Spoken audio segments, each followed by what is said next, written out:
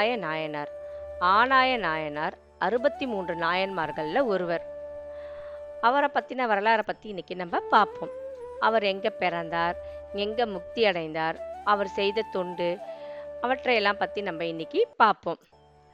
மழவ நாட்டின் ஒரு பகுதியான திருமங்கலம் லால்குடி அருகே உள்ள ஊர். அவ்வூரில் இடையர் ஆயர்கள் குலத்தில் பிறந்தவர் ஆனாயனார். அவர் ஆநிரைகளை ஊரை அடுத்த காட்டுப்பகுதிக்கு கொண்டு போயிட்டு அங்கே இருந்த மிருகங்களிடெல்லாம் பாதுகாத்து புல்வெளியில மேய விட்டு நல்ல நீர் பருக செய்து கண்ணும் கருத்துமா மாடுகளை காக்கும் பணியை செஞ்சுட்டு வந்தாராம். அப்போது எம்பெருமானை புல்லாங்குழல் இசையால் மகிழ்வித்து தானும் இன்புறுவாராம்.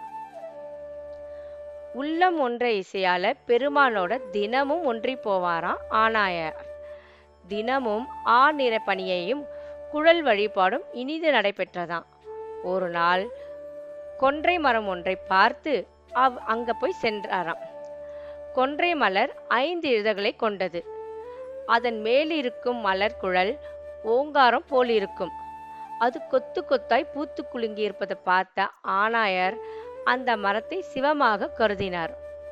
தான் சிவமாக கருதிய கொன்றை மரத்தின் முன் நின்று ஒன்றிய மனத்துடன் தன் அன்பையும் இசையையும் இணைத்து மடை திறந்த வெள்ளம் போல புல்லாங்குழலால் 5 எழுத்தை வைத்து இசைத்தாராம்.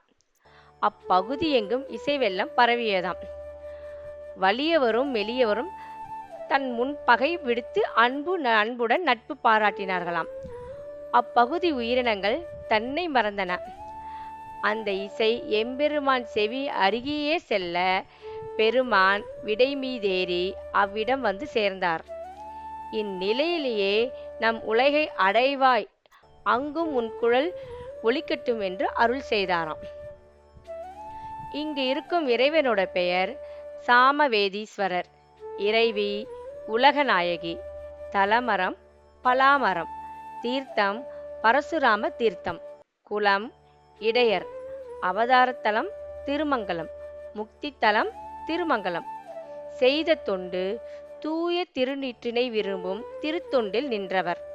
குருபூசை நாள் முக்தி பெற்ற மாதம் கார்த்திகை மாதம். நட்சத்திரம் ஹஸ்தம். சிறப்பு: இத்தலம் பரசுராமேஸ்வரம் என்றும் அழைக்கப்படுகின்றது. ஏனெனில் பரசுராமர் தனது மாத்ருஹஸ்தி தோஷம் நீங்கி வழிபட்ட இடமாகும். முகவரி: அருள்மிகு சாமவேதீஸ்வரர் திருக்கோயில், திருமங்கலம், லால்குடி வழி, திருச்சி மாவட்டம்.